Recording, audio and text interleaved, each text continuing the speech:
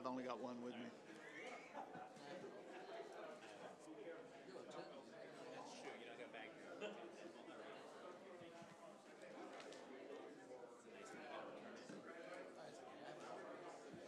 This is something for later? If I don't give it to you now, I will. Okay.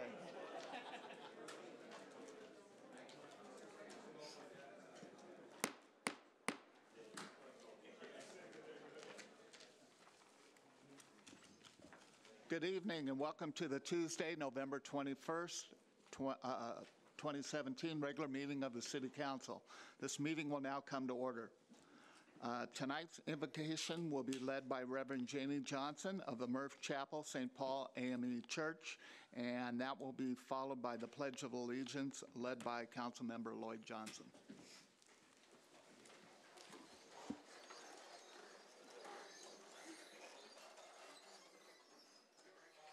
Good evening, everyone. Now we bow our heads in a word of prayer.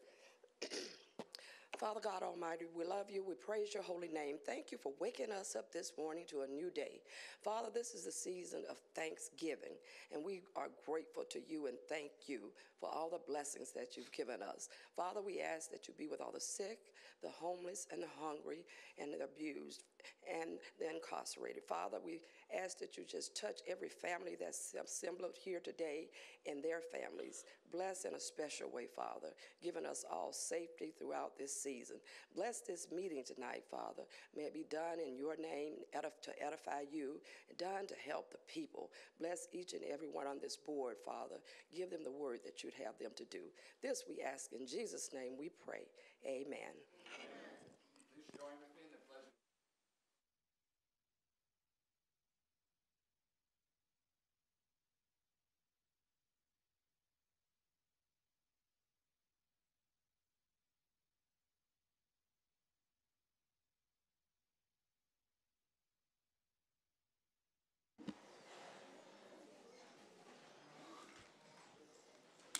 Assistant City Clerk, will you please call the roll to the council?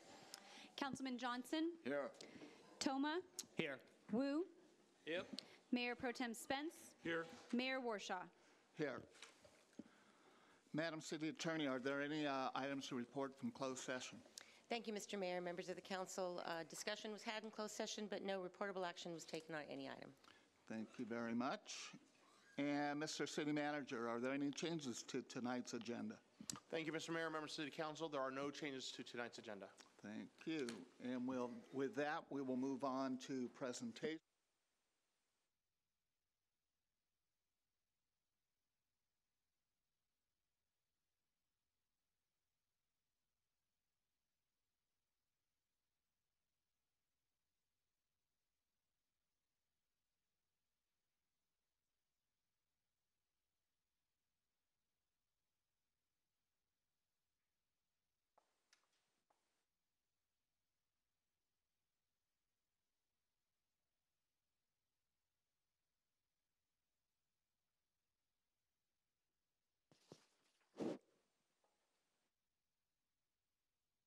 And I'd like to call forward Paulina Morales from our Economic Development and Housing Department. Thank you. So coming up this Saturday is Small Business Week. City of West Covina is proud to announce that the city will be participating in the Small Business Saturday for the second year. This year's event, as I said, will be held Saturday, November 25th, and we want all people to come out to the small businesses and help promote those businesses, which also help promote the city. Small Business Saturday started through the help of American Express. It's held always the Saturday after Thanksgiving, and it's designed to promote and support small businesses throughout the United States. Small Business Saturday not only seeks participation from small businesses to help promote them, but encourages all of the residents to shop local and shop small. As I said, we encourage everyone to participate in Small Business Saturday and to spread the word throughout the community that this Saturday will be Small Business Saturday. With that, I'd like to turn the mic over to Paulina and also have her present the winners of our Small Business Saturday. Perfect. Good evening, everyone.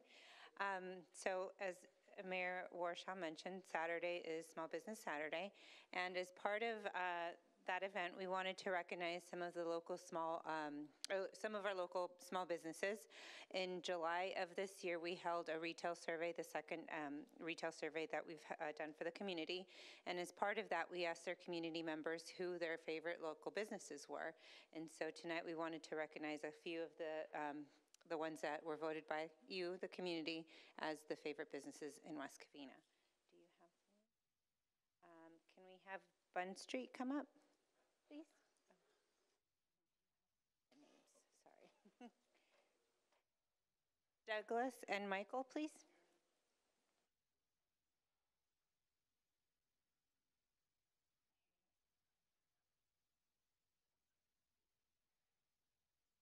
Yeah. Okay.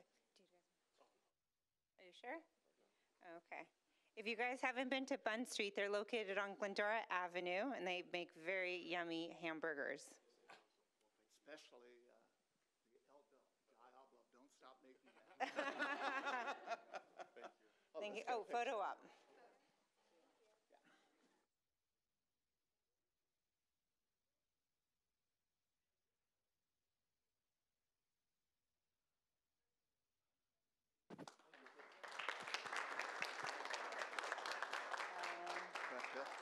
Eric Pintermill from Kraft Restaurant in West Covina. I think you guys all seen him before. Don't give him the microphone. Eric, did you want to say a few words? I'd love to say a few words. May I? A few words. A few. In honor of Small Business Saturday, on behalf of Kraft Hill and my team, we want to thank West Covina for being so supportive of small business. As I've told you guys numerous times, it's been a blessing to come into this community, have so much support from the city staff, the elected officials, the residents, so we appreciate that. In honor of Small Business Saturday, what we want to give back to the community is if you come into Kraft Hill anytime between Small Business Saturday, which is the 25th, the Saturday, and the end of the month, and you bring a receipt with you of anything you purchased from any store in West Covina, and we're going to give you small business. It's really hard. I'm not going to be able to police that. Shop in West Covina, Small Business Saturday. Stay away from the corporate giants. Shop small. And we're going to buy you a free garlic Parmesan fries as an accompaniment to your meal. So thank you very much. I'll leave it at that. Thank you. Thank you, sir.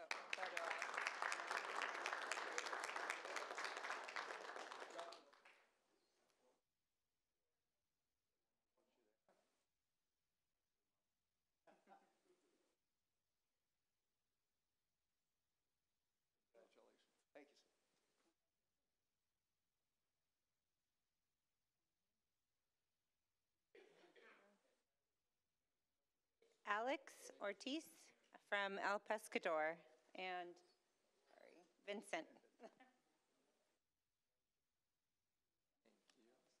And then would you like to say a couple things? Yes. Hi. One more thing. Yes. I think this is your second year winning, correct? Yes. Thank you. Thank you. How's it going, everyone? Thank you. Thank you. It is truly an honor to be here once again for the second time. If it wasn't for everyone here, I wouldn't be standing here as well with Vincent. It's a blessing to be here, and I would love to stay in West Covina as long as I can. And thank you guys so much to having open arms for us, as this is our second year being here in West Covina. Thank you, guys. Thank you, appreciate it. Once again, we're so proud of being a part of the West Covina City. Thank you for joining us here for the second time again, and also for the council. Thank you very much for everything. Thank you. Thank you.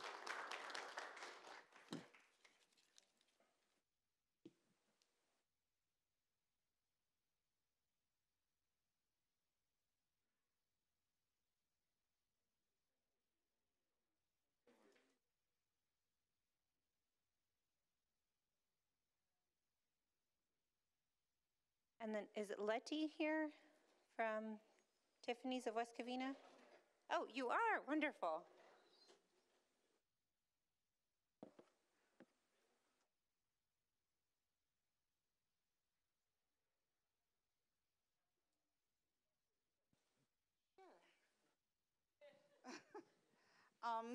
I've been in business with my small beauty salon in West Covina for, it's going to be 24 years this December.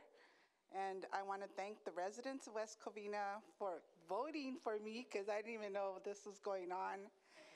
And I also want to thank my #1 fan is my husband because without him, this was impossible. Thank you. Thank you very much.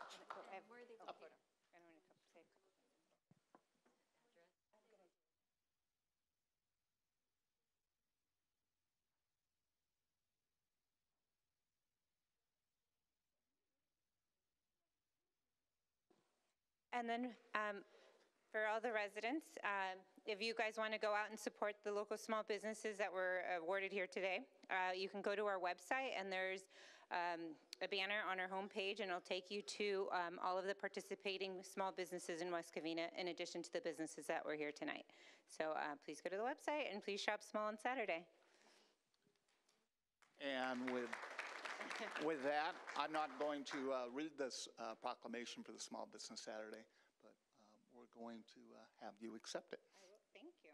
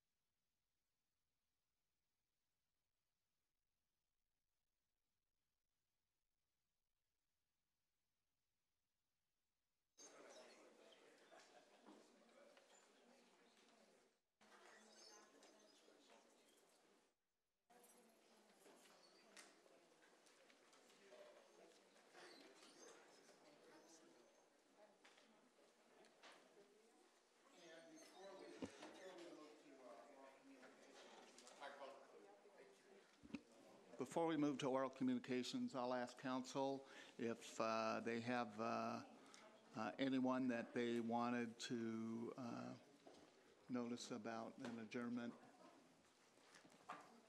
Thank you.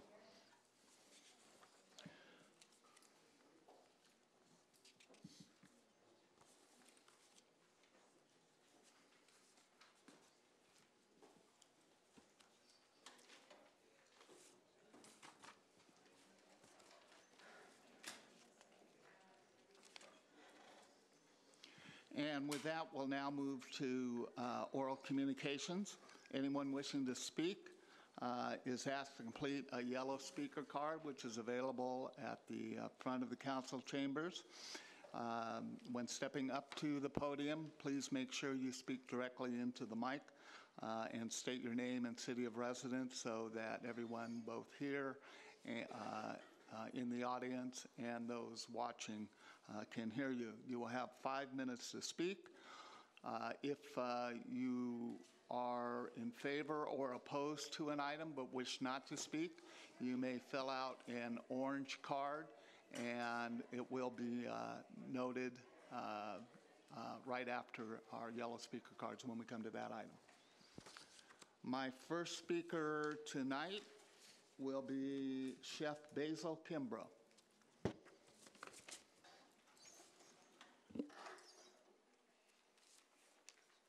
Good evening, Council. Good evening, Council, and to all the members that are here and to the audience. I'll let my wife speak first. My name is Lizette Angulo Kimbrough, and I am the founder of Ladies TKO. I'm here to invite you. Okay. This is kind of hard for her. This is her second annual. She's celebrating Thanksgiving in honor of her father and her mother. He was a Korean veteran. And she does this every year. This is our second year, and we've done it with councilmen here. To give you a little bit of background about her, I'm a broken soldier, and everybody in the world knows my story. I was hooked on drugs. I was homeless. I was divorced. I didn't have anything. She brought me back to life along with the veterans. I went from being in a hole to now being the #1 chef in the world. Because of my wife, we raised $1 billion for the Houston flood people, and we also fed 362 homeless veterans. And so out of all that came this, and we have tickets for it. My wife is having her second annual Thanksgiving at the VFW here in West Covina. It was in the paper today. And she's going to feed the entire community, the entire West Covina community. We're going to feed until we have no more food.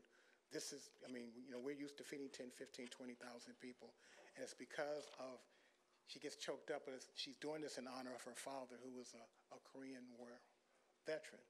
And just like she brought me from being in a black hole back in the day to now #1, she wants to do the same thing for the community by helping and feeding the veterans and the homeless veterans.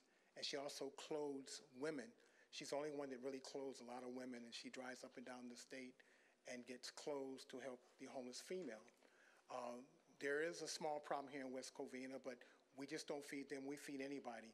And the councilman right there, he's been very helpful to us in regards to helping us put on this event. He was also our Veteran of the Year this year as we fed in LA. But I'm just honored to be here because it's a lot of us that are broken but never make it. Well, I made it. I made it because of my wife. And I'm sure, we call him the general, we never leave a man, woman, or child behind. And so here, my wife is, are you ready to speak now? Yes. Okay, I'm ready to cut it off. I was just waiting for her to get it together. Okay, baby. I'm sorry. It's just I get really choked up because it is a memory of both of my parents. Pop was Korean War veteran, as Basil said. My mother was a military wife and a businesswoman. So this is why I decided to help all the women, veteran women, with dress attire, clothing. We do a lot of road trips going up and down California. And we also help the Memory Loss Center. Both of my parents had Alzheimer's, so we help them as well. We take clothing to all the nursing homes as well for them. So we would like to invite you to our dinner on Thanksgiving. I know you might have plans already, but just stop by, say hello, and meet the people that's going to be attending. And we'd like to invite the whole community to also to attend. I mean, it's really a nice thing, and we get excited, and I'm glad you called us up first because I have to go home and start chopping. And we brought, we give this to the... Can you again give the location and the time that it will start? It's at the VFW Post 8620 on 2328 West Merced Avenue, West Covina. And serving will be 2 p.m. to 5 p.m. Great. Thank you very much. Thank you. Thank you. God bless you all. Can I give this to Thank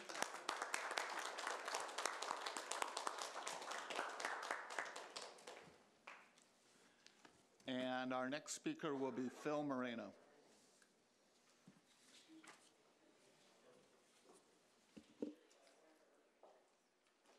Yeah. Our next speaker will be Elsie Messman.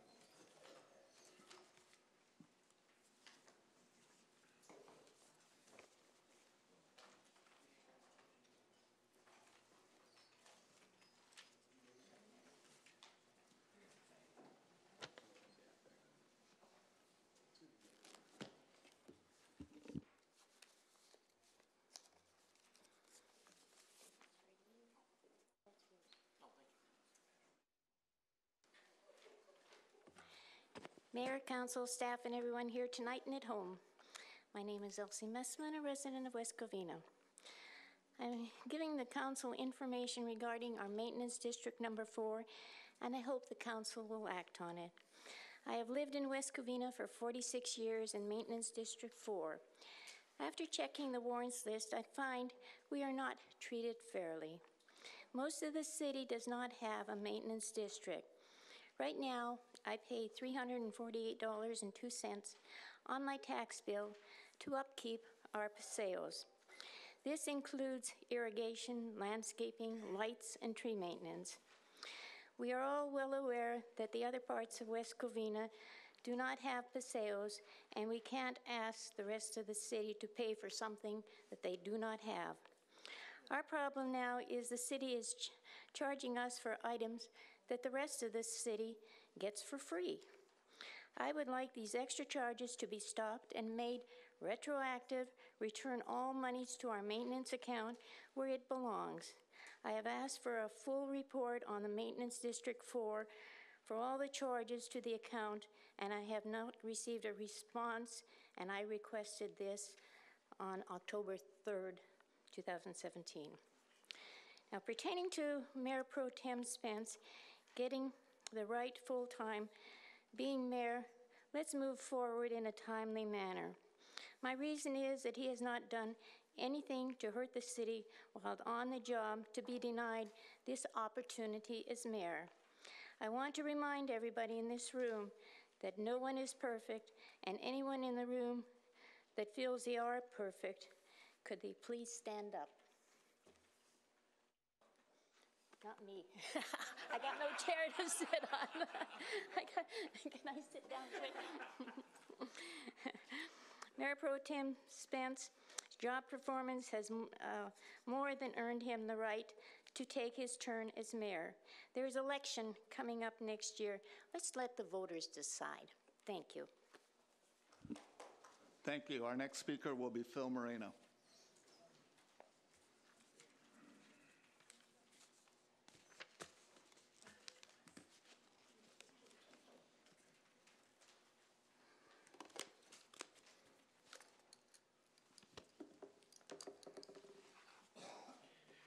Members of the City Council, members of the city staff, and members of the audience.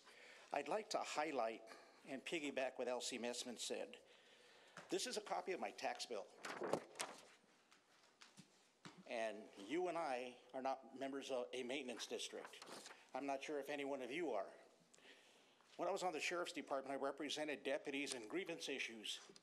So I had to learn the Policy and Procedures Manual. In Palm Springs, I attended for a weekend a seminar on how to properly represent the people who were going to be disciplined. And the USC School of Business sent out a representative, and he made a statement. Every organization deserves a policy and procedures manual. In 21 grievances, I never lost one. So here we go. If Elsie's getting taxed for a maintenance district, I had to define what a maintenance district was for. And on our city's website, I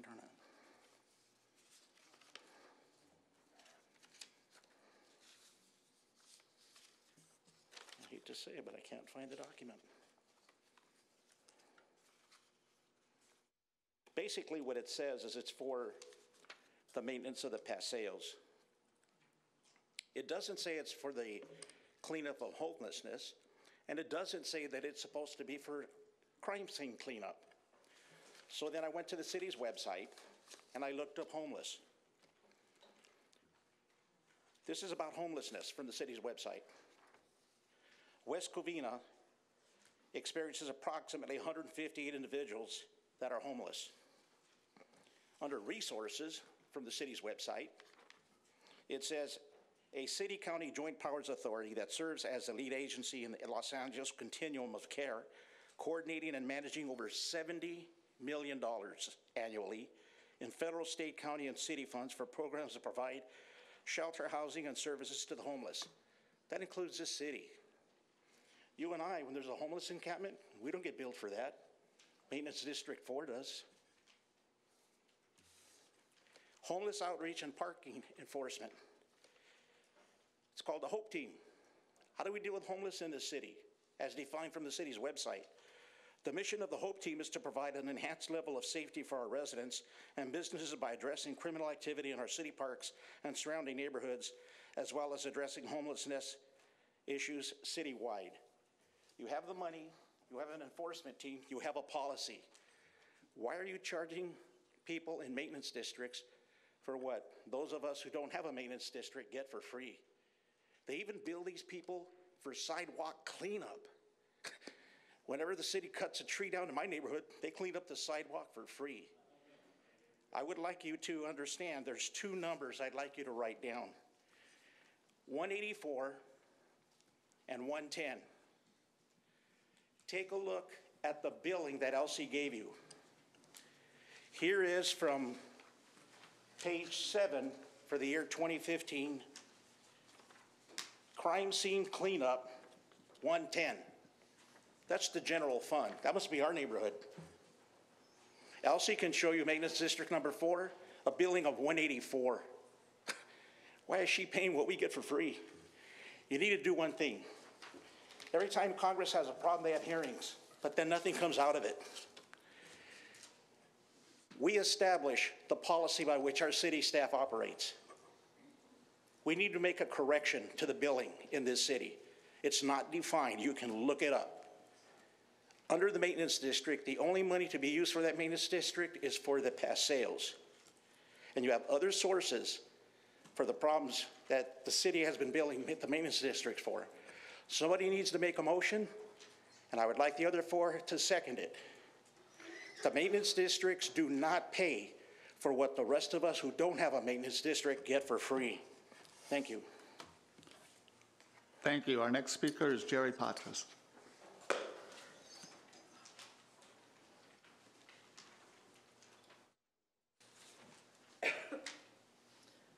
Well, Jerry Patris, West Covina.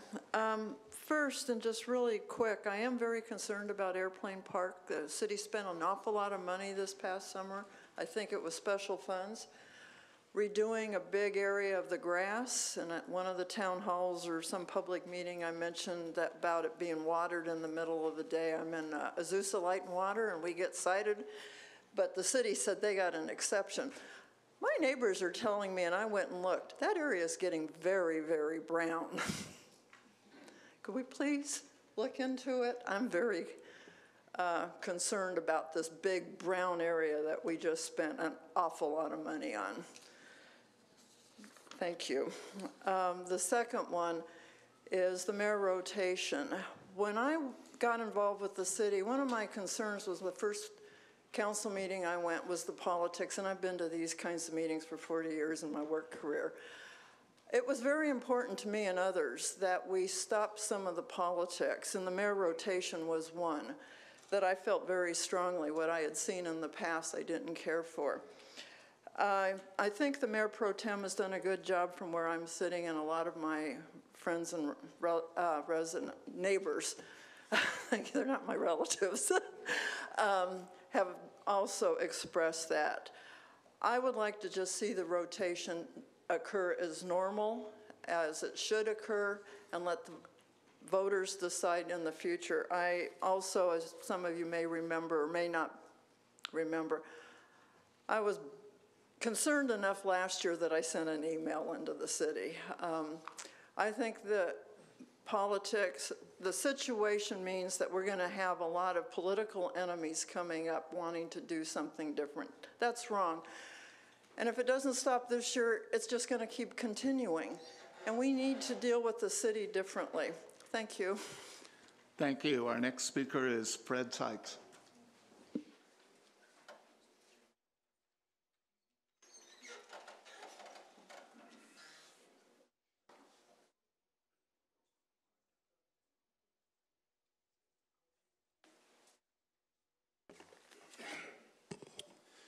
Good evening, Mayor, members of the City Council, city staff, members of the audience. I am Frederick Sykes, 40-year resident of West Covina, retired LA County Deputy Sheriff, and I've been a public servant all of my adult life.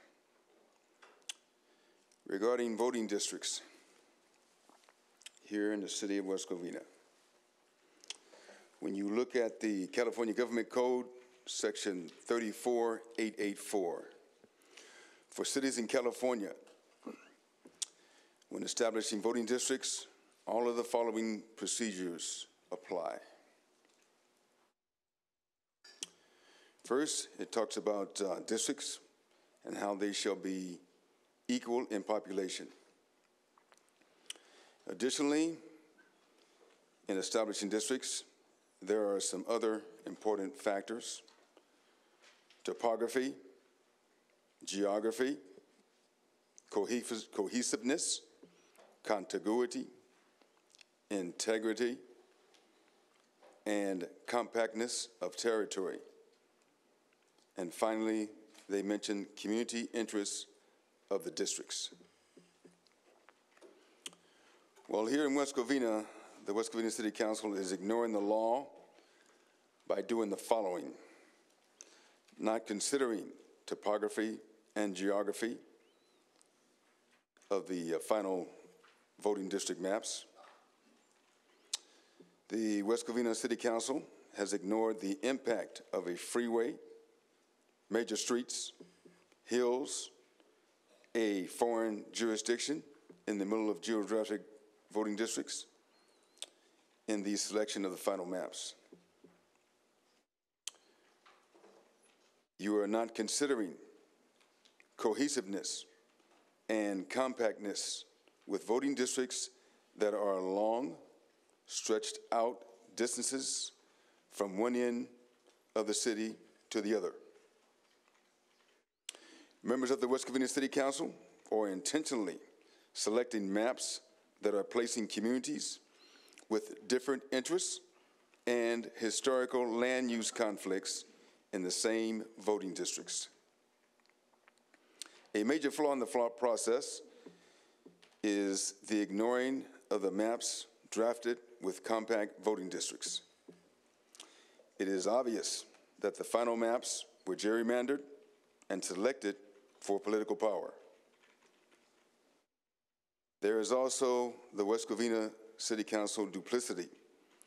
In first,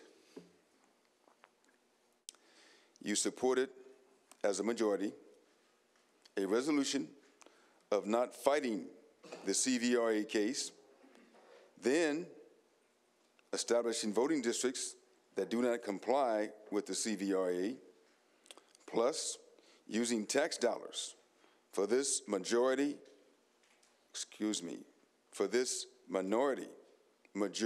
city to join a lawsuit to fight the best interests of the majority of West Covina.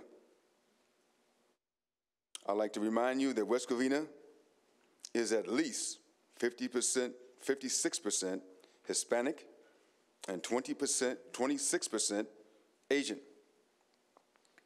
The intended purpose of the lawsuit voted for, this was Tuesday, November the 7th, in the closed-door session of that meeting. It was to keep those same minorities in the city of West Covina from being elected and removing them from office. Gentlemen, you have voted to put the city of West Covina on track to fight the CVRA case. Now, on the city council reorganization, Mayor Warshaw,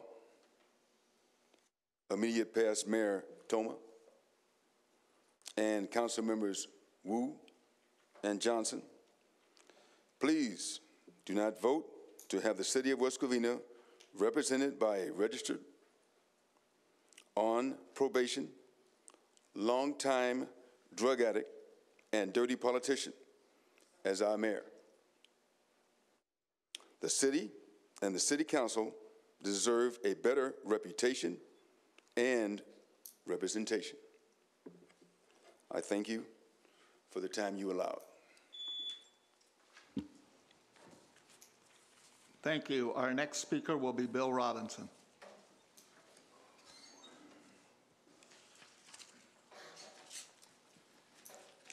Good evening, gentlemen. I'm Bill Robinson. I'm blending two subjects here. The latest indignity we seniors at the Cortez Center last week witnessed and endured was imposed by county government. I've got the evidence in my hand. It's got the seal on it. It consists in that we are now required signatories this is a summary set of rules for all congregate lunch program participants. I was denied service for the past week for my refusal to sign. Most of the crowd has signed up en masse, an exemplary, proud mob of conformity. The guy that handed me this form, it says, "Oh, Bill, this just means you're you're not supposed to fight. There's no fighting allowed. Well, duh. I mean, this is an insult. Seniors, know about the law and know how to handle themselves. Sometimes, kids in middle school and they don't know the way the system works. But these are seniors. Anyway, I interrupted myself. If this is a good idea, which I doubt it is, I have used their language to prepare a similar summary of CVRA and the Federal Voting Rights Act noted below.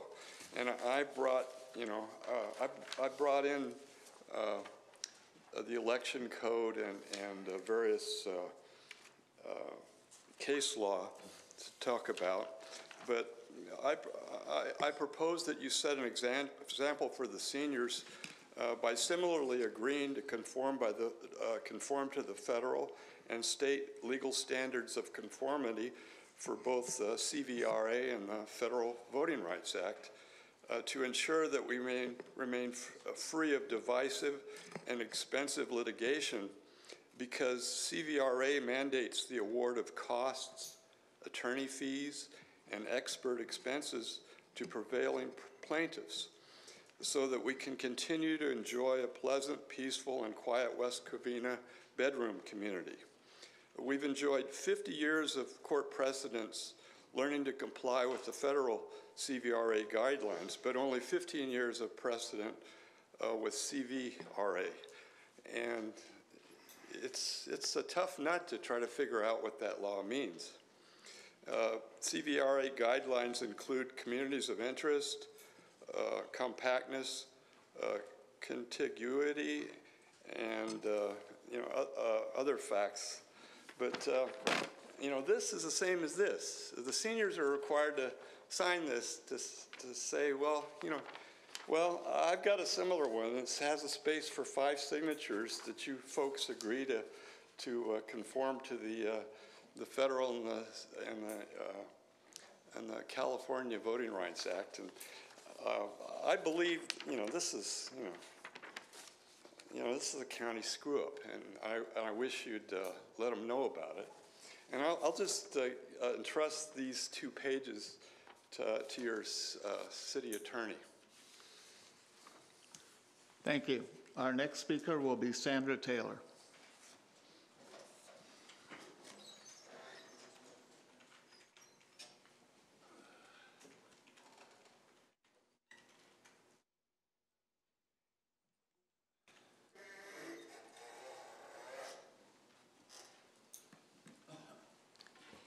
Good evening, Mr. Mayor, Mayor Pro Tem, Councilman, City staff.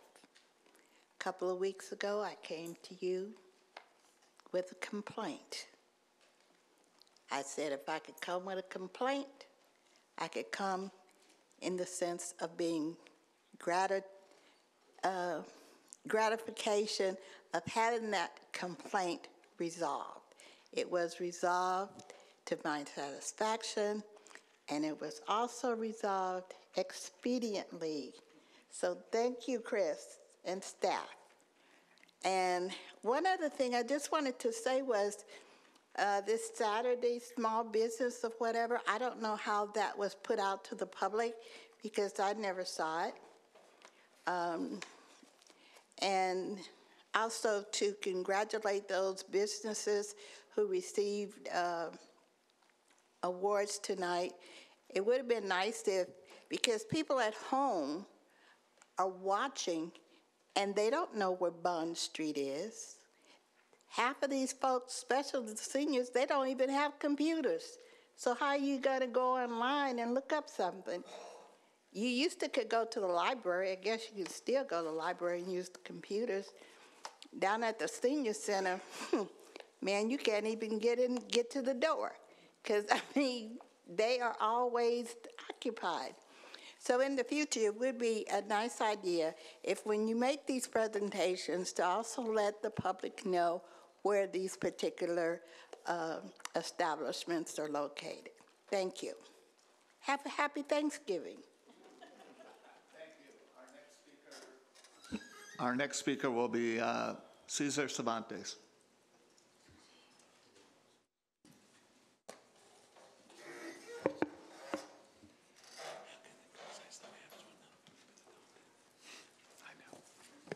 Good evening, Mayor Warshaw and fellow council members, staff, and the public here.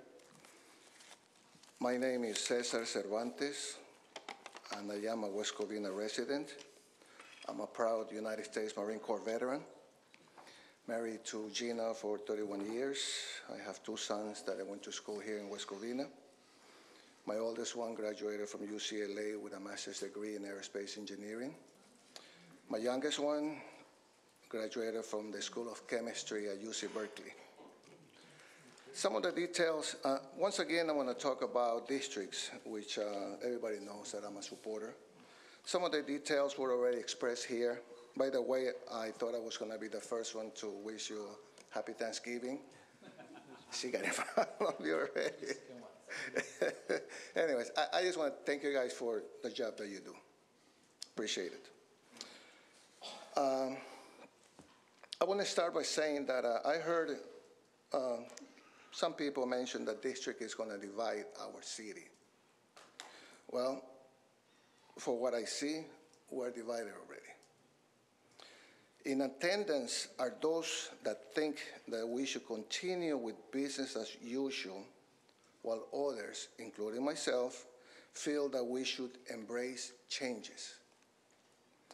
Changes that are way overdue. Remember why we're here. A continued violation of the voting rights as per the complaint that you had in front of you. I also heard that it's about power. Well, it's always about power. Individuals who have it and enjoy having it and refuse to share it. Others that feel that it's about time that we get equal representation. I heard also that it's about race. Well, our current population is approximately 110,000, which about 55% are Hispanics. Yet, as of today, we only had 2 Hispanic representatives, Mr. Menendez and Mr. Hernandez.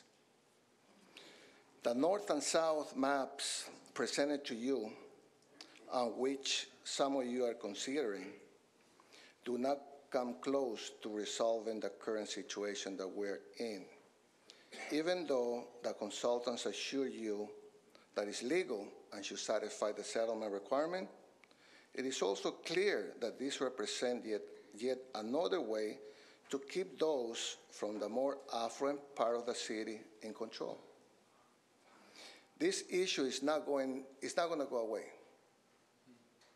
It will not overturn in Sacramento as suggested before, because it is secure in our Constitution. The 2020 census is coming soon, and guess what? The 55% is not going away. Once again, I'm asking you not to vote with your heart or your feelings, but to vote with your head. In closing, I just want to say that we all love West Covina, and that West Covina belongs to all of us. Thank you, gentlemen. Thank you. Our next speaker is Dana Sykes.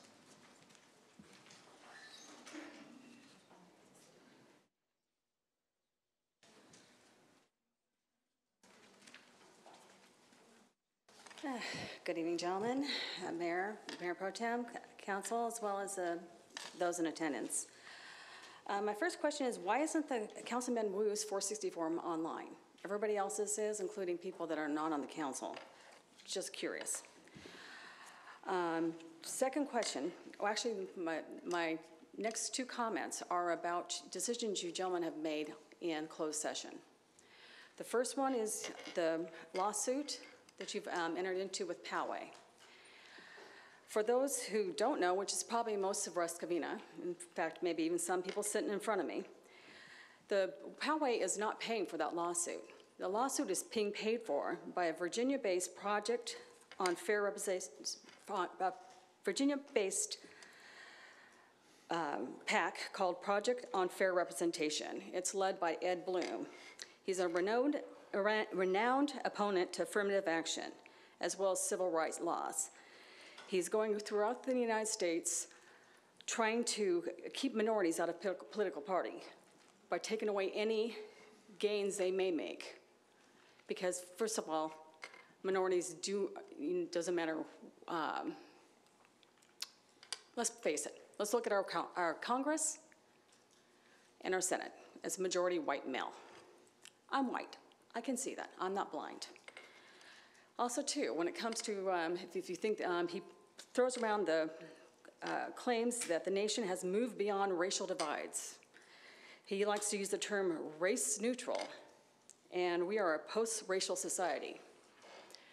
Just this week, another study confirmed that a black man accused of the same crime as a white man with identical records will get a much harsher sentence. That's not race neutral, nor is that post-racial.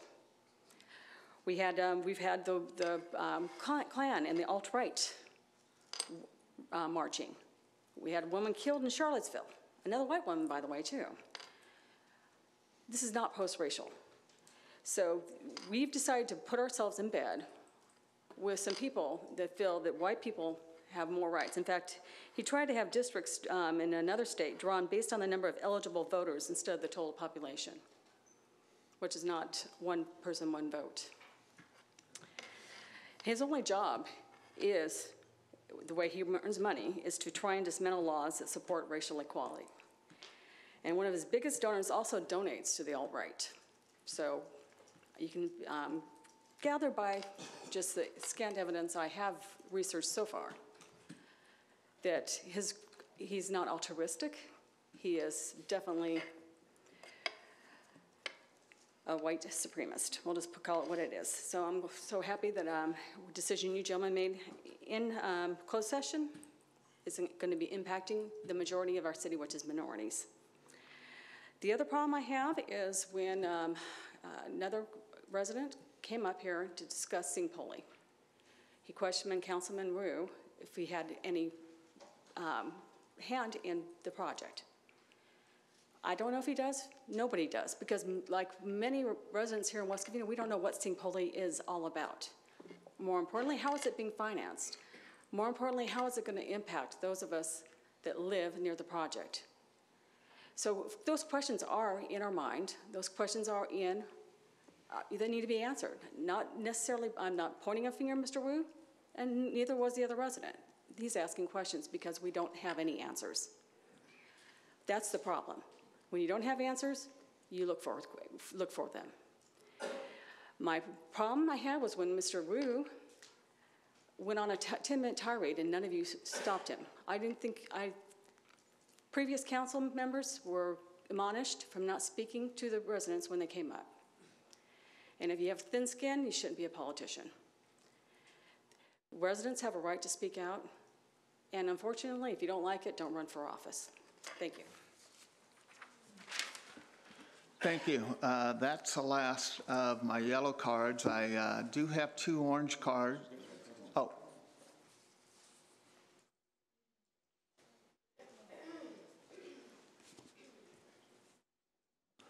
My next speaker is John Shoemaker.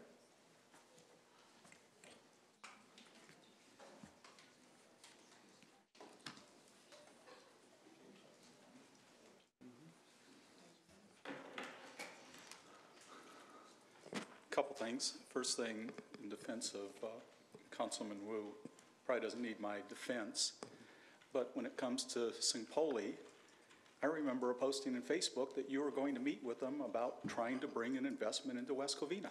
I mean, you've been very open about you trying to bring business to West Covina. So I don't see where people are saying you're hiding something, you know, and until something else comes up, I'm going to trust your integrity that you're working with these people to help our city, not to help you. I mean, I have no basis to think otherwise, you know, from that standpoint. That, you know, I would expect and appreciate the fact that you're taking your business connection, say, how can I help my city? You know, there isn't anything wrong with that. Regarding Mr. Spence being mayor, I stated last time I thought he should have stepped away until he got his issues taken care of. It didn't happen. to a great extent, unless there's political maneuvering, you know, you're going to be mayor. Then it'll be up to the public to make their determination if they thought that was right to do. So, you know, we just live with that and move forward from that standpoint. I think personal attacks because of what happened aren't right.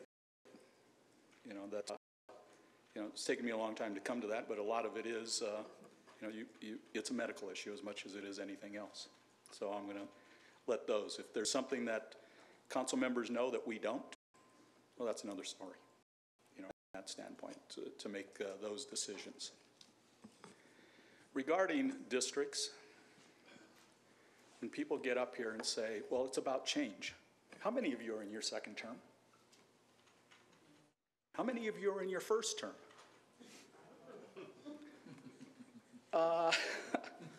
That's kind of a change, isn't it, when everybody up here is on their first term? 2013, none of you were here. Amazing how that changed. You know, and I guess you being the top vote getter, how'd that happen if all us racist white people don't vote for people who are minorities? How did that happen? You know? You were the second top vote getter. How'd that happen? If we're all such racists. I just don't get it. You know? And what I really like about it is people will look at maybe your skin, maybe your name, and determine what minority you belong to. My grandmother was born in Mexico City. My grandfather was born in Spain. So, you know, certain parts of the family haven't been here all that long. Even the Dutch and Irish side have only been here about 3 generations. So this idea of, you know, that people actually sat down and looked at the council members or who was running and said, I'm going to vote for them. Without saying because you don't have the right last name, I can't vote for you. I mean, isn't that racist? That you have to have a certain last name or be a certain color in order to represent people? I think I've said before, which one of you has the ethnic background I do? None of you. So how can you represent me? None of you have the ethnic background of my grandkids, who, along with what I have, are also their grandparents. They have a set of grandparents who are of Filipino descent. Now you really got a mixture. Although you'd never know by looking at their blonde, blue eyes. So, you know, we got to get away from this and look at it based on what your character is, your integrity, and your policies. I don't care what color you are. You know, many years ago, when I first started my career, a woman asked me if I have a problem working for a woman. I looked at her and said, are you competent? She goes, yeah. I said, we won't have any problems. I don't care what sex you are. You can't do your job, we're going to have a problem. I don't care what color you are. If you try to do your job, we're not going to have any problems either. Good luck. Thank you. Our next speaker is Alfred Williams.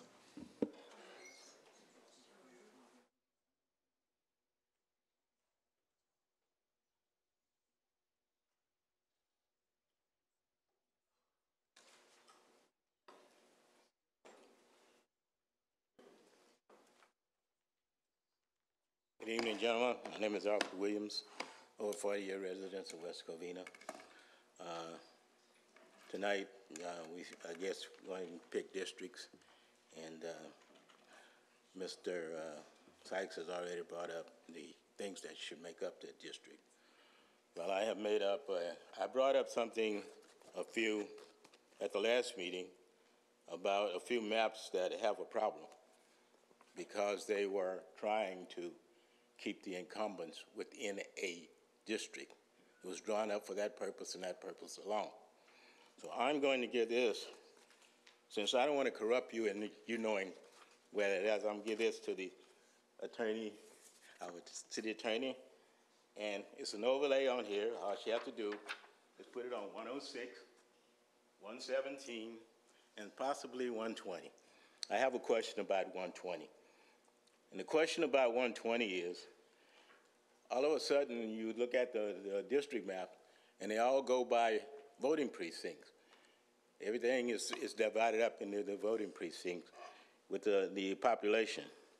When you get on the far north east side of the city, all of a sudden, two of these precincts are, one is split 40-60, and the other one is split 20-80. Now, I have a question with well, they're not here tonight, but why all of a sudden we have these types of splits, and how do we guess at what the population is when you split a district up a precinct up like that? Do we just say that if we split it 60-40, that all of a sudden the population is also 60-40? I don't know, but this is a question that you need to answer, I think, also, especially for map 120, because it was done that way. And if it was done that way, I want to know that the population is correct, because you just can't divide the district up, say down the middle, and say that's 50% of the people on this side of the divide, 50% of the people on the other side. You could have apartments, you could have houses in one area, and it doesn't match. I keep hearing this thing, everybody keeps trying, they want to bring up ethnicity and saying, well, my parents it is. Well, I'm going to bring up some ethnicity. I came out of the South. My great-grandmother is from Germany. She spent 2 years in jail for being married to a black man, okay? So don't get up here and tell me about racism, because you haven't done like what I have. I came up in the 60s. I was born in 42. I'm 76 years old. I know what racism is all about. I know what divided and equal schools is all about, okay? I think my parents didn't raise me up to be a racist. Many of my father's friends were running for city councils and everything within the little small town I'm in. And when you do things like that and you are on the city council, you get special favors. My dad got a special favor. I'm in a little town, and we got the only black street in this little town that has a sidewalk. And why is that? Because my dad brought in the black vote for a white council. Okay, so don't tell me it doesn't happen. And anybody out there that thinks that is crazy too, okay? If you're really living in a district and you're signing a paycheck for the firemen, the police, they're going to do more for your area than they're going to do for any other area. Not because they want to, it's just human nature, okay? So let's not get off of that thing. But anyway, I know I got out, but it gets me when people come up keep talking about ethnicity. You know, it's a bunch of baloney. You're always labeling people. We had someone to get up, she doesn't want to be in a HUD neighborhood. I've been in real estate. A HUD neighborhood has nothing to do with the price of your home, who people think you are, anything else. It's strictly a federal thing. And we're not dividing the city, Mr. Spence. We're just selecting where council members come from. I said this last time. That's the only thing. And I say, in closing, if you select 106, 117, and we need to look at 120, I think you're in violation of what's called the integrity of selecting district. So thank you.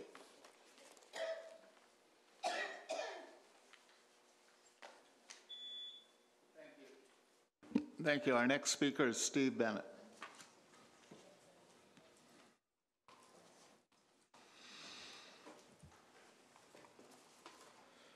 Good evening, council, members of the city staff, public. Apologize for my extremely casual nature tonight.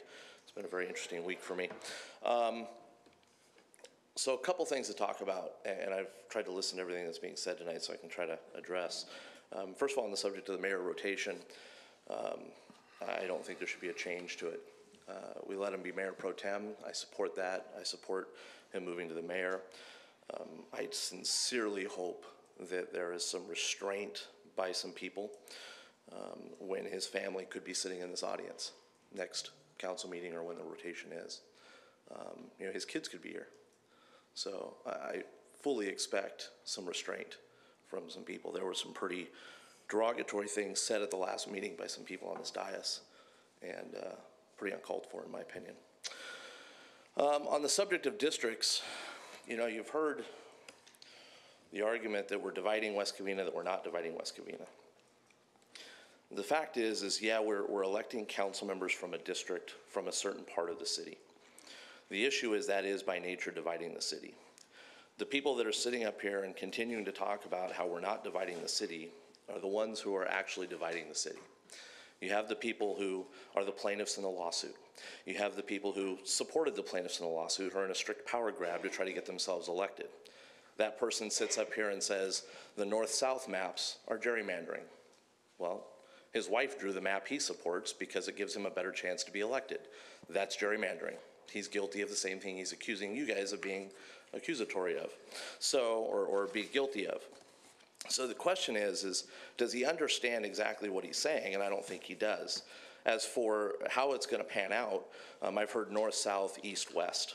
Well, it's hard to go east-west when everybody in the city has said, or at least the people who have come up here supporting a north-south, that they want a piece of the freeway corridor in their district. If you go east-west, the freeway's in one district across one stripe, east-west. That's why there's no east-west districts, because it doesn't accommodate what the majority of the people that I've been listening to want in a district, which is a piece of the business district, which can only be divided, since it runs east-west, you can only divide on a north-south level. You know, you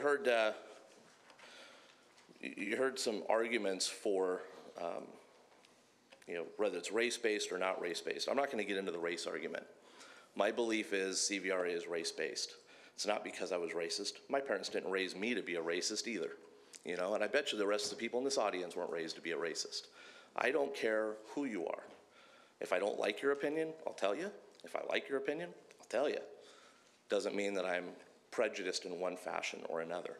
So the fact that somebody can come up here and say they weren't raised to be racist, but in the same time defend racism, you know what, I wasn't raised to be racist either. CVRA is by nature about race. It is absolutely about race. It is absolutely about power. It is about a specific minority or minorities not having the power that they want. That is what CVRA is. As for your support for the Poway lawsuit, you're right, it's not, as she pointed out, it is not an actual lawsuit brought on by Poway. It's brought on by a resident who is upset about districts. You know what? I'm upset about districts. Wish it was me. And you know what? I'm glad you guys supported putting an amicus brief in. I believe that's what was done. So that's huge. I hope it passes. But what she may not understand is this has nothing to do about the CVRA. It has to do with the constitutionality of the CVRA. Is it constitutional in many facets? Is it constitutional for someone to tell us that we have to be a certain type of voting? Or is it constitutional to make it so that a plaintiff, whether he wins or loses, gets all of his money reimbursed? Those are things to be talked about. You know, those are all things that are part of that Poway lawsuit that's a constitutionality lawsuit. Covered a lot of bases, guys, here. I apologize again. Wasn't sure I was going to make it tonight. I appreciate the time. You guys, probably the third or fourth one, happy Thanksgiving. Please spend some time with your families. Have a good time. I know you guys work hard up here, and I wish you guys the best tonight. Thank you. I have 2 orange cards, but before I go over those, is there anyone else wishing to come to the podium and speak? If not, I have 2 orange cards in support of, and I think it's for the rotation of the mayor. One is by Gail Mason. We need consistency in our council, Mayor Pro Tem and the mayor. And the other is also in support of rotation, and that's by Phyllis McDonald. With that, I will close the public comment portion, and we will move on to the consent calendar. Yes. Oh, yes. Thank you, Mr. Mayor, Members of City Council. I'll take a brief couple of minutes if I can, give some responses to some of the items that are presented during oral communication. Before I do, City Attorney wanted to update the public on what the Poway lawsuit is and our involvement in that case. Yes, thank you, Mr. Mayor, members of the council.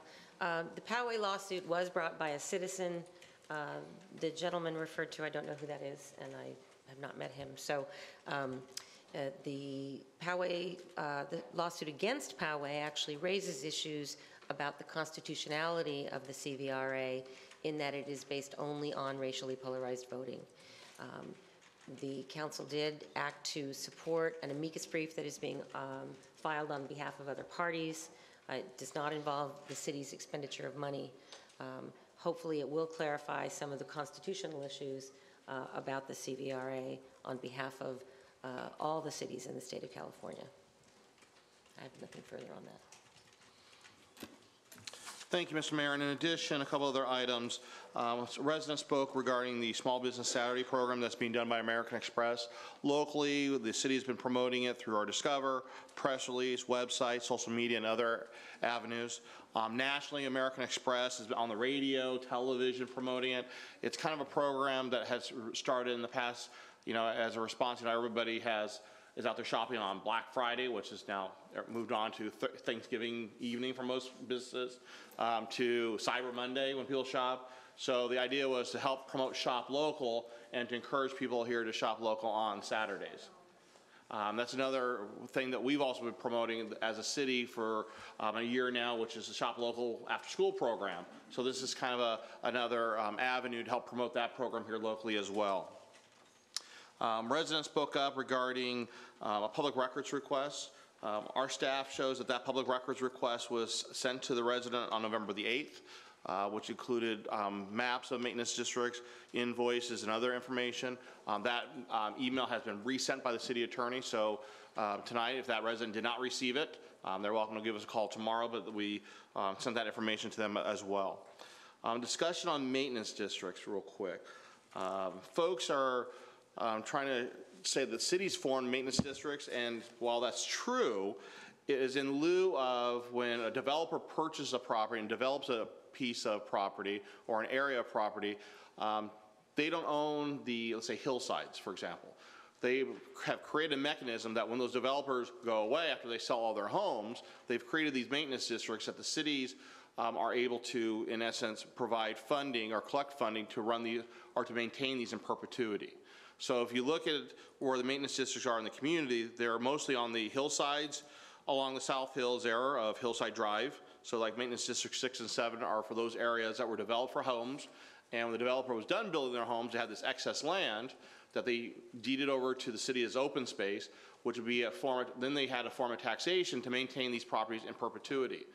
It's just similar like if you live in a condominium complex or a housing complex, there are formed homeowners associations for the maintenance of these common areas or areas that aren't being maintained. On maintenance districts 1 and 4 that were of interest, maintenance district 2 surrounds the area to the west of Big League Dreams, the hillsides there. On the areas of maintenance district 1 and 4, which are areas pretty much south of the BKK landfill, those districts were formed as well for the maintenance of the paseos, which are common spaces as well. And so the charges to those maintenance districts, we've checked with the attorney in the past, and if there's incurred charges for the cleanup or the maintenance of those areas, it is an acceptable charge to the maintenance districts. So I think I answered that question unless there's any questions from the council on that. If the resident wishes to come in and meet with us, we'll show them why those were formed. We could probably get the original staff reports from way back when, back in the 60s, 70s, 80s, whenever they were formed for the different parts of town.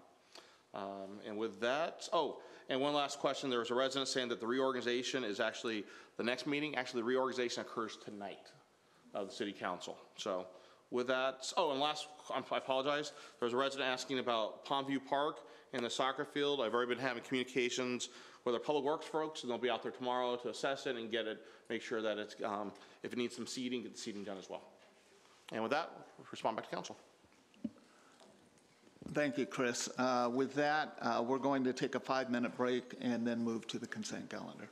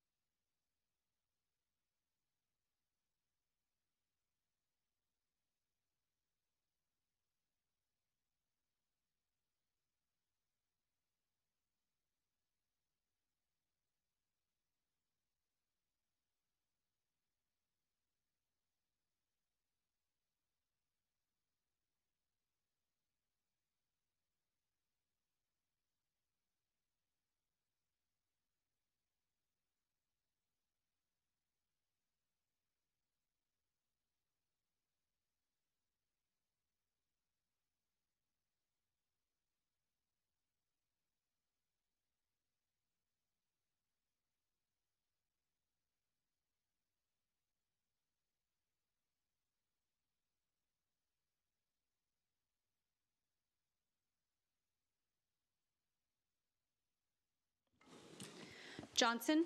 Aye. Spence. Aye. Toma. Aye.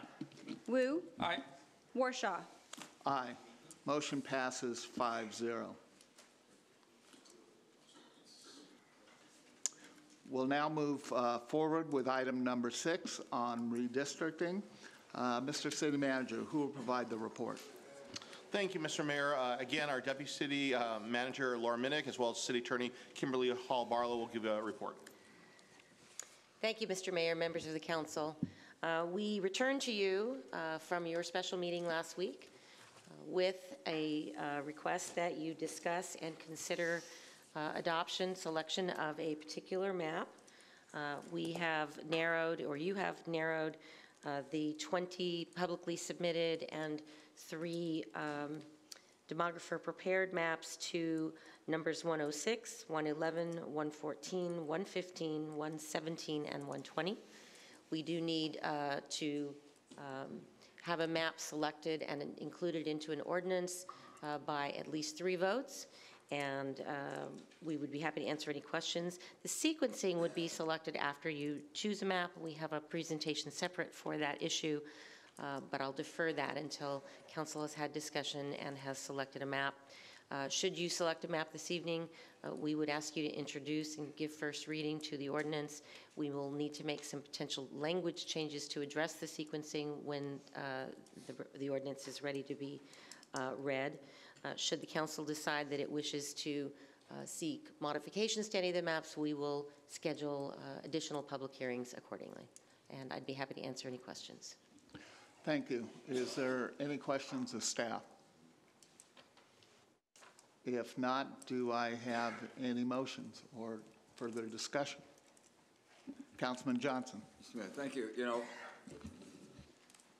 I took another look at all the maps that were presented out of the 6. There's 2 of them that I have a little concern with that raises a little bit of question on it. But 120 isn't among them. 120 is a map that I feel that can be justified. I think it can be defended. It runs north and south, and every resident that I've talked to wants north and south, because especially those who live on the north side of the freeway, they want to be represented not only by one council member that lives over there, they want to be represented by a few. Yes, the area that they might be in might be from a different council member, but at the same time, they have more than one council member that would be over there. And I'm here to tell you this, and I said it last time. Districts are just a line. I was elected by the residents of West Covina. Do I hate districts? You're darn right I do. But I do also hate having to spend anywhere from $3 to $6 million on something that hasn't been proven that it can be won yet. I'm not saying it couldn't be won in court. I'm saying it hasn't been proven it can be won yet. So I'm up here trying to do the best I can for the residents of West Covina. And for my seat sitting here right now, 120 takes us from north to south. It makes a council member say that I'm still part of the whole city. It has the residents know that as we go and we talk to the residents now that are in our district, we're going from the north to south. We're not staying on one part of the city. We're staying involved. Residents can see a line that runs from north to south, and the council member that's in that district has to be concerned about the districts on each side of them, because they can be responsible for them. Because if they just want to be concerned about the district that their line's drawn in, it can have an effect on them. Residents in West Covina know residents in West Covina. If you do bad by one of them, just because they're in your district, they have friends that live in another district might be in your district. And believe me, they talk. So I want to represent all of West Covina, and I'm here to tell you right now, my district would be, no matter how these maps are drawn, is going to be up on the far left-hand side. That's where I live. But I'm here to tell you, I will represent the people down by Valley Boulevard if they need me, because I was elected by the residents of West Covina, and I will still defend the residents of West Covina. I will be there if they need me. All they have to do is call me, and I will talk to them. And I will, if there's something they need for me to talk to the council member that's in that district, I will. So I will still be a council member for all of West Covina, no matter what district they're drawn. Thank you. Made a motion. Yes, so I'd like to make a motion this time for this, map 120. Is there a second? Second. It's been moved by Councilman Johnson and seconded by Councilman Wu for map 120. Is there any discussion? Councilman Toma. Yeah, thank you. Well before we ever got the letter and the lawsuit, I was aware about these CVRA lawsuits because I had attended a couple of League of California Cities presentations where I heard a presentation about the law and all the cities and agencies that have been sued. I saw a chart which we saw later on with all the money amounts of judgments and settlements, multi-million dollars. And I knew even back then that West Covina was susceptible to one of these lawsuits. So it wasn't a huge surprise when we got it. And because I was very well versed in the knowledge about those other lawsuits and what had happened, the Palmdale judgment, the $6 million, I forget, multi-million dollar judgment, the settlements for over $1 million, I already knew, I could see the writing on the wall. We all got elected at large. I think there's a natural tendency to defend that system because it's what produced us onto this council. And all things being equal, I think in a perfect world, we would continue on with that system. I don't have the antithetical, hatred or dislike for districts. We have districts in many other kinds of our representative government. So, and I think our city is large enough where districts can work. We're not one of these tiny cities like South Pasadena, who else recently? Duarte, who recently got hit with the districts thing. It's a lot tougher, I think, when you're a very small city like that, to make districts work. So I think that with the right people, the right council members, we can make this work. What we don't have is $6 million laying around to pay attorneys' fees, judgments, et cetera. And even if we were to prevail, which, again, nobody has shown that they can, it would still involve at least hundreds of thousands of dollars, if not more than $1 million, likely more than $1 million. I don't know how those people, those council members in Palmdale tell their voters, well, we fought this, you're going to pay $6 million and we're going to get districts anyway. That's a pretty tough sell to your residents in a city like that. And that's what I think we're looking at with respect to this lawsuit. I think in any settlement, a good settlement is one where nobody is happy, unfortunately. That's what lawyers like to say.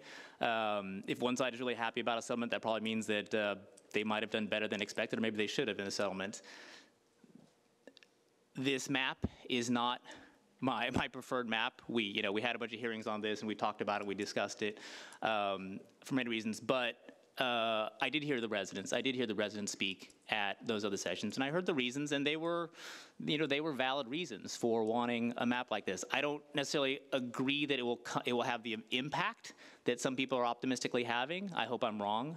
My understanding is that they are in compliance with CVRA, and I do know what I don't want to do is get thrown back into a lawsuit that's going to cost our residents a lot of money. So it is a compromise. It is not my first choice, but I think given the balance of things that that if this is the best that we can do, that I can do in terms of my vote for the city and for its taxpayers and whatnot, I will support this. So I will vote for this map that was previously moved. Are there any further comments? If not, may I have a roll call vote, please?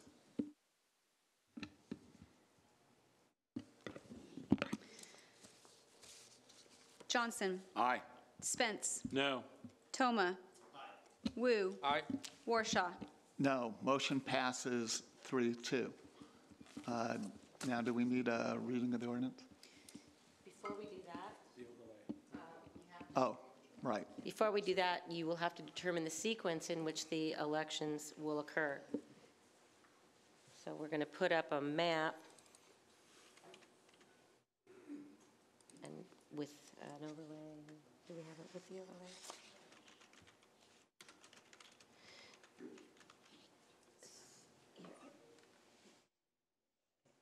So the first slide you're going to see, we hope. Just push it down arrow.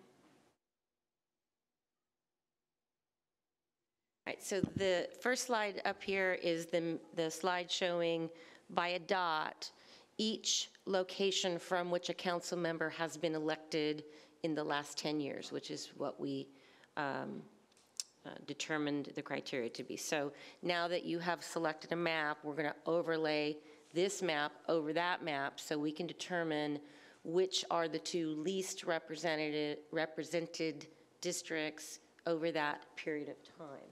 So, yes.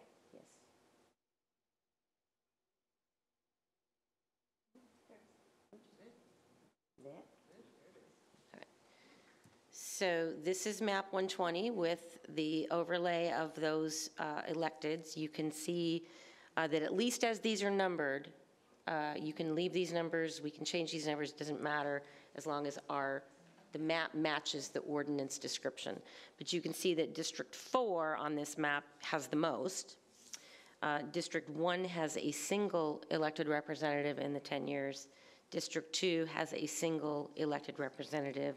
District 3 has none. And District 5 has 3. So District 3 is one of the two least represented. You could flip a coin, I guess, as to whether District 1 or District 2 is your second. But clearly the three most least represented are Districts 1, 2, and 3 on this map. You are required to make at least one of those three districts. And the way the ordinance currently reads? The way the ordinance currently reads is that Districts 1, 3, and 5 would go in 2018, and then 2 and 4 would go in 2020. That was purely random, just, you know, as basically a placeholder. So you can choose, you have to choose at least one of those three and then the other two. Now, the district seats that are up, I mean, they're not district seats, they're at-large seats, are currently occupied by Councilmember Toma in 4, Mayor Pro Tem Spence in 2, and Mayor Warshaw in District 5. Those are the three seats that are up. At least one of 3, 2, or 1 has to go in the 2018 election. The other 2 can be any of the others. You could do 2, 4. And we can use incumbency, right? We can use where people live now for that, correct? For purposes of the selection of the order, yes. You could go 2, 4, 5. You would be compliant. Yeah. What the city attorney just stated is that, you know, you can use incumbency, which is where the council currently resides, for this determination. You weren't allowed to use it for the district map selection, but you are for the sequencing.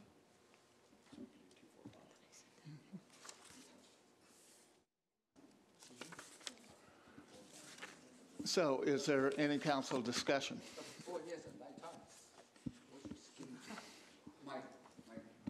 Yeah, Right. I think, okay, district number 4, they have a 9 times, so I think we should skip, okay, district number 4. Toma, you're out of luck. Make a motion to skip, okay, I'm kidding. Okay. Councilman Johnson. Oh, there it is. So if I'm looking at this, assuming right, if we were to pick 3 of them that would be up for election that we would do, could we pick like 2, 4, and 5? Yes. I mean, 3, 4, and 5. Or 2, no, yeah, 2, 4, and 5 is what I'm asking for. Those can be the 3 districts that are up this time. You could. All right. That's what I want to Because know. 2 is one of the least represented districts Okay. historically. Okay, thank you. Do any other, I'll make a motion if we don't have anything else. So I have a motion by Councilman Johnson for districts 2, 4, and 5. Is there a second? I'll second. There's a motion by Councilman Johnson and a second by Councilman Toma for districts 2, 4, and 5. Is there any further discussion? If not, may I have a roll? If I could. Yes. Yes, if I'd like to read the title of the ordinance, because this would be the introduction. Ordinance number 2328, an ordinance of the City Council of the City of West Covina, California, implementing by district elections per Chapter 2, Article 2, Division 1, Section 2.20 of the West Covina Municipal Code that provides for city council elections by districts. Thank you, Mr. Mayor. And the modification on that is that you are selecting map 120 and you're modifying the ordinance as it was previously submitted to council to reflect Councilman Johnson's comments of election sequencing for 2018 to be districts 2, 4, and 5. If there is no further discussion, may I have a roll call vote, please?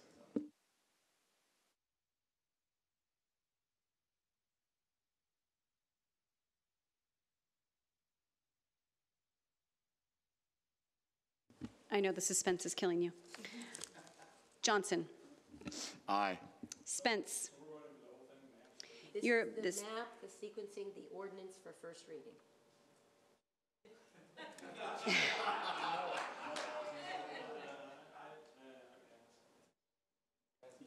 Is that an abstention? Need microphone. I mean, I remember when they went through this in Arcadia, and the mayor of Arcadia made this big deal about not excluding anybody whose term was up, you know, to use this as a process to screw somebody over. Now, that could have happened because we weren't using that as a way to figure out, you know, maps, but that didn't happen. And so, you know, so I'm torn on it still. I think I'm a no. I think I'm a no. No. He said no. That was a no. Okay. Toma. Aye. Wu. No. Warshaw. Aye. Motion passes 4-1. 3-2. 3-2. You said no. I said no. Oh. Yeah.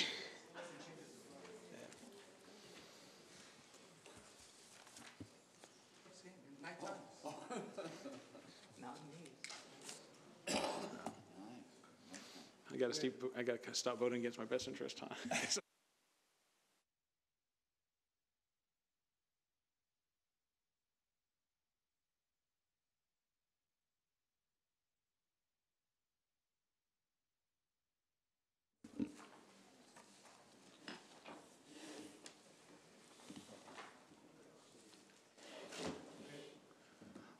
Okay.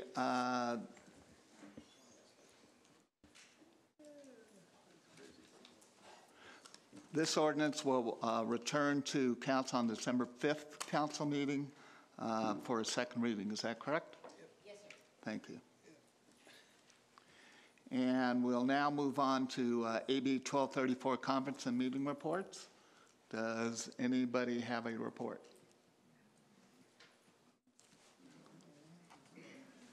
Hearing none, we'll now move to the City Council reorganization.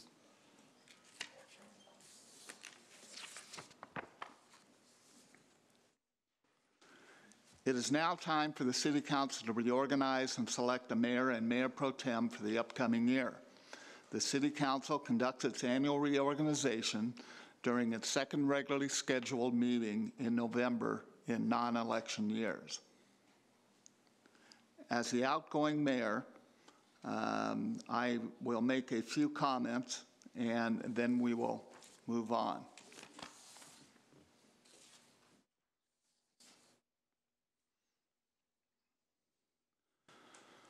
I don't want to spend a lot of time tonight reflecting on accomplishments and issues over this past year, but I will touch on a couple of items to be faced by the new mayor and this council. They are development and finance.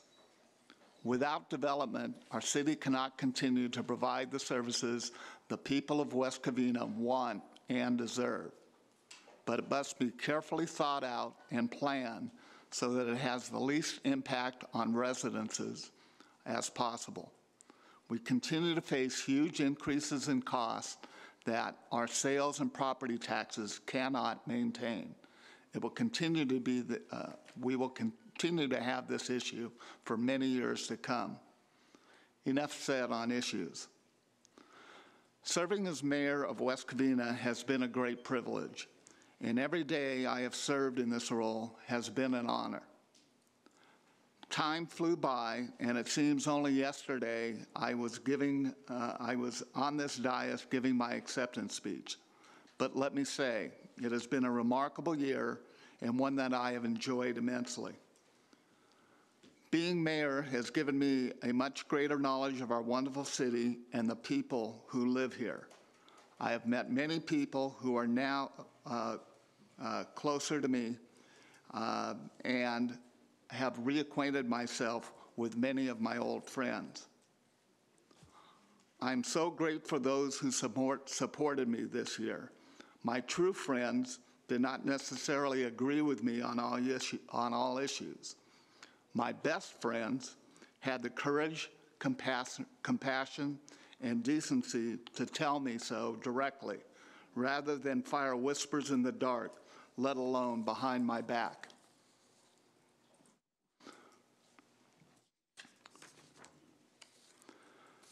My wife, Margaret, has been so supportive to me since I was elected to council in November of 2013. Without her, I could not have been able to do the work that I felt needed to be done. Without her, I would have lacked the strength and fortitude to do what I felt was right for our community. Congratulations to whoever will be next mayor, who will begin the term tonight, and I hope you find your very first challenge to be one that will make this office even better than you found it.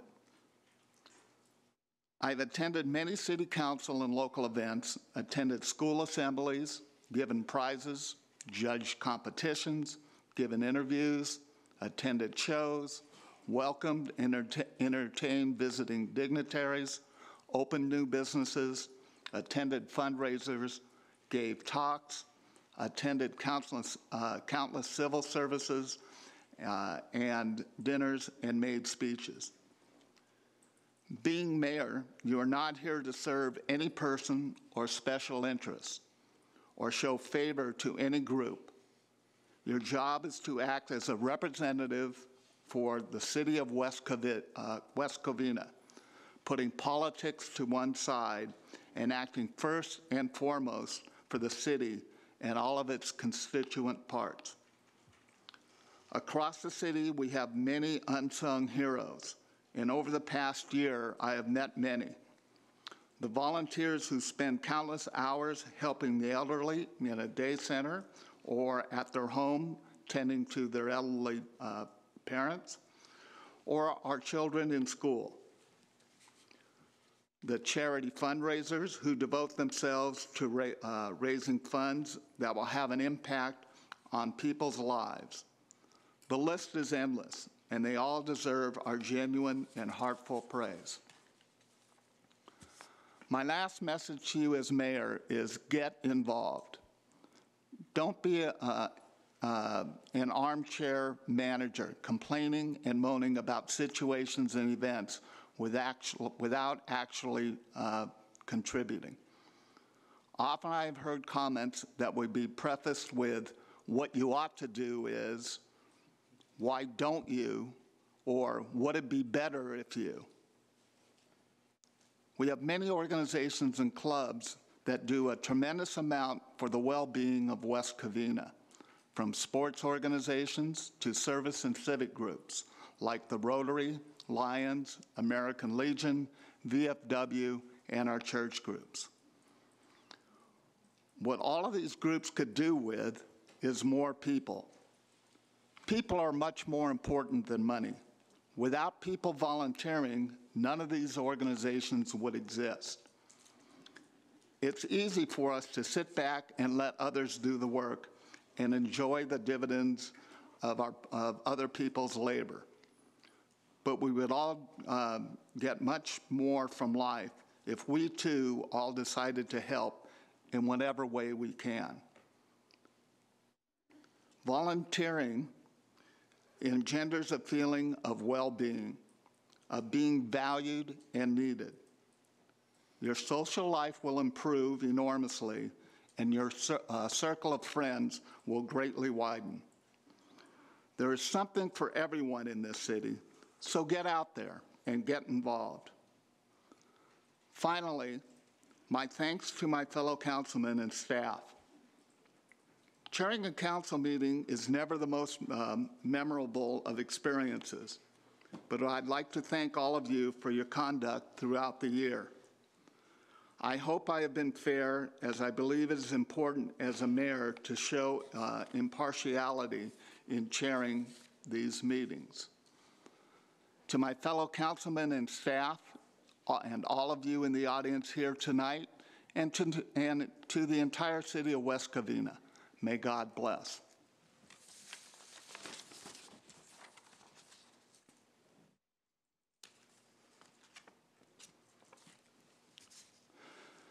The city of West Covina has an ordinance in place which has established an annual mayor selection process by rotation.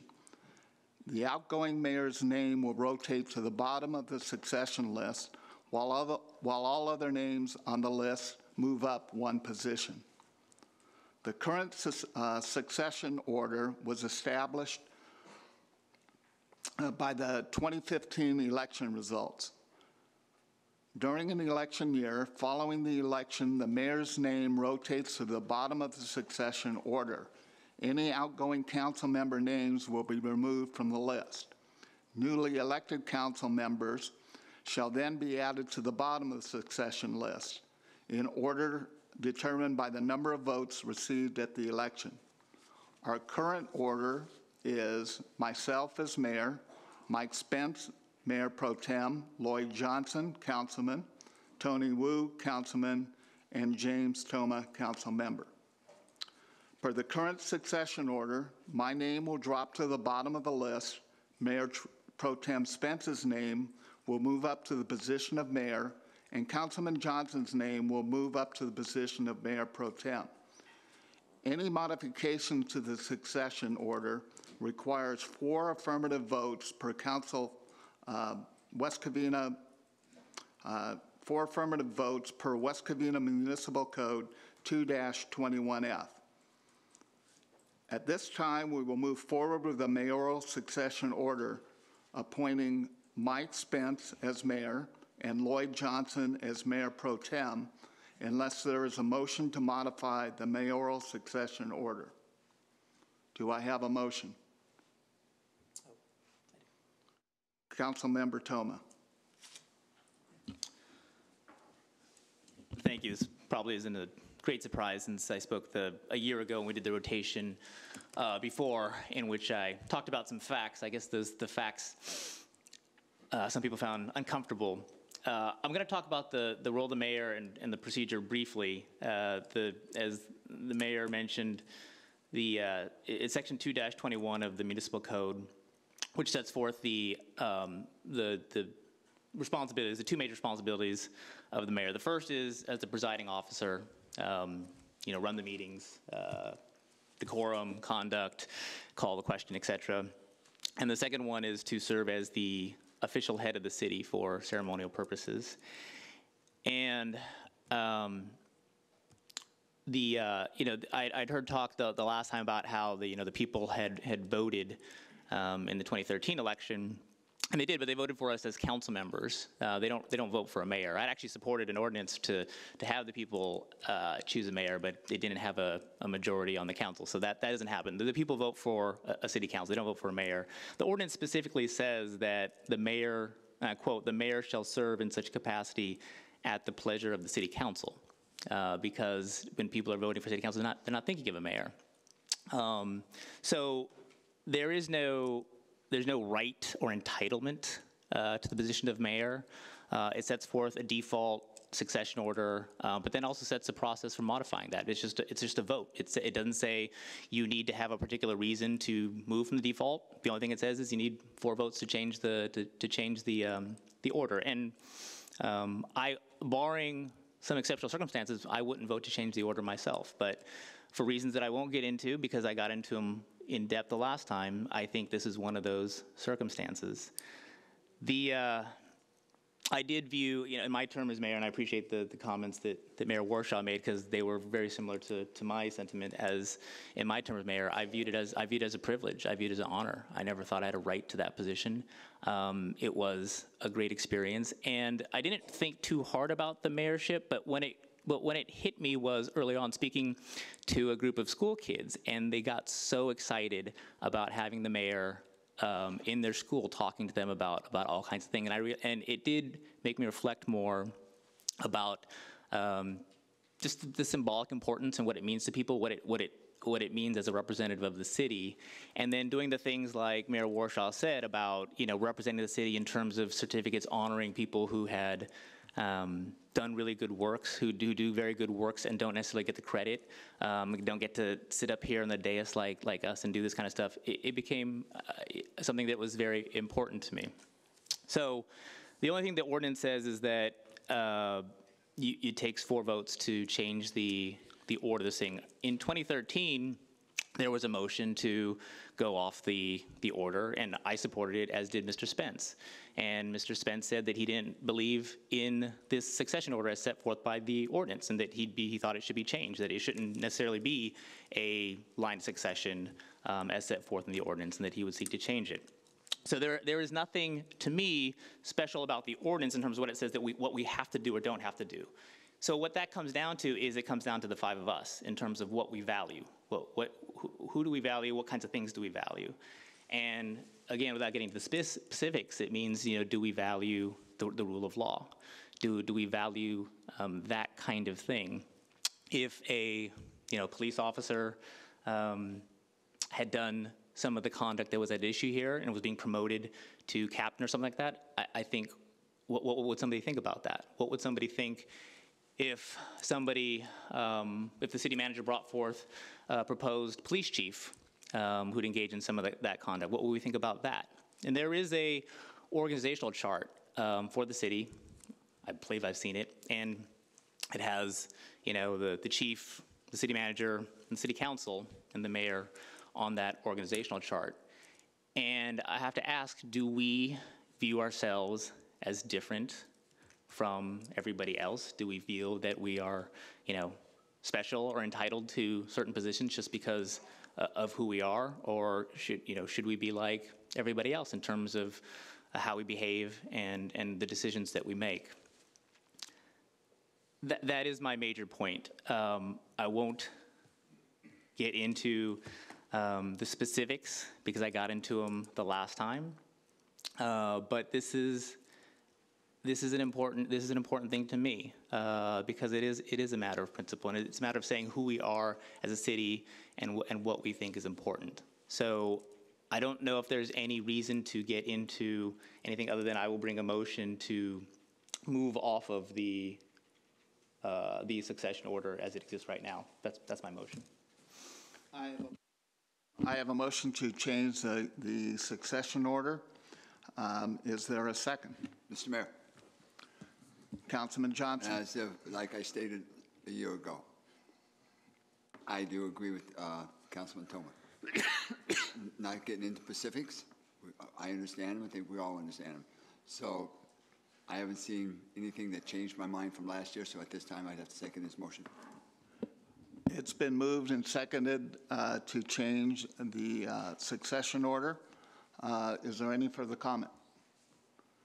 If not, may I have a roll call, please? Johnson. Aye. Spence. Abstention. Toma. Aye. Wu. Aye. Warshaw. No. Motion fails 3-1. And before I turn this over to our new mayor, I will tell you why I made that choice. As Councilmember Toma said, this is a ceremonial and a symbolic position.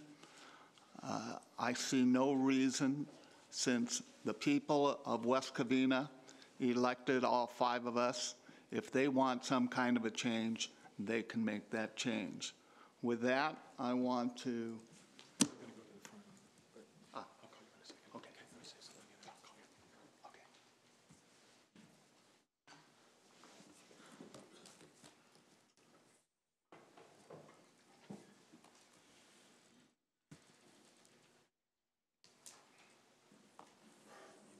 Before I have Corey come up, I do want to say something, and I'll be specific.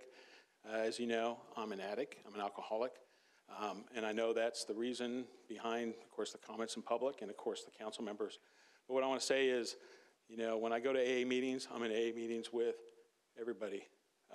A chef, there's cops, there's people that are barely homeless, there's stay-at-home moms, there's way too many veterans, there's an MMA fighter, there's bus drivers, there's painters, there's everybody. So I don't feel special. But if you're an employee in the city of West Covina, don't let what some people would prefer, a public shaming or, you know, whatever, return to public stoning, I don't know. Don't let that discourage you from getting help. Come to our HR. There's laws that protect you. Get help, especially if you can hear my voice. Even if you're not an employee of West Covina, go to your HR department. There's ways that you can get help for this. So don't let, shame is the #1 reason people don't get help. So don't let shame keep you from getting help that you need. So please do that. With that, I'd like to call up the mayor to recognize the mayor. I've had the privilege of working with the mayor for the last year. Former mayor. Former mayor, that's true. Good point, former mayor. Excellent point. And as you know, I can be very strong, I have strong opinions.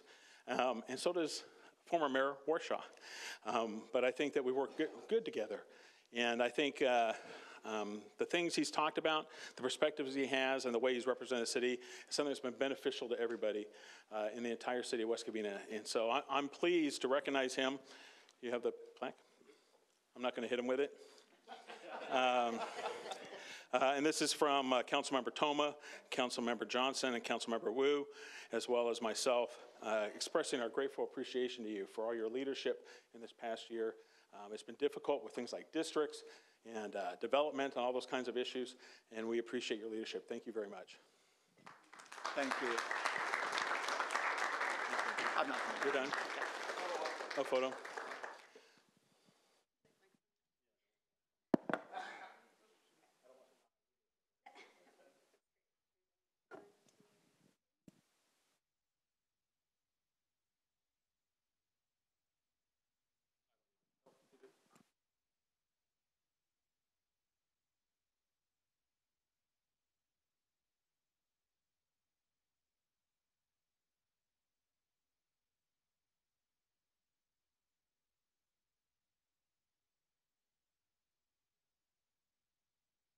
As mayor, I automatically become a member of the sanitation district of Los Angeles County. It requires the city council to appoint an alternate. As I was the alternate, it's time to appoint someone that would represent me should I not be able to be there. Is there someone that would like to represent us as an alternate or to make a motion? I'd be glad to volunteer if no one else Okay, is there a motion? I'll move to appoint Councilman Johnson as the alternate to the LA County Sanitation Agency. Okay, is there a second? I will second it. Okay, it's been moved and second to appoint Lloyd Johnson as alternate director of the Sanitation Board. Is there any objection to consent? Okay, that's approved 5-0. You are now the alternate to the Sanitation District. Congratulations. Is there a motion to adjourn? Mr. Mayor, make a motion. Second. Any objection to adjourning? We are adjourned. Thank you very much.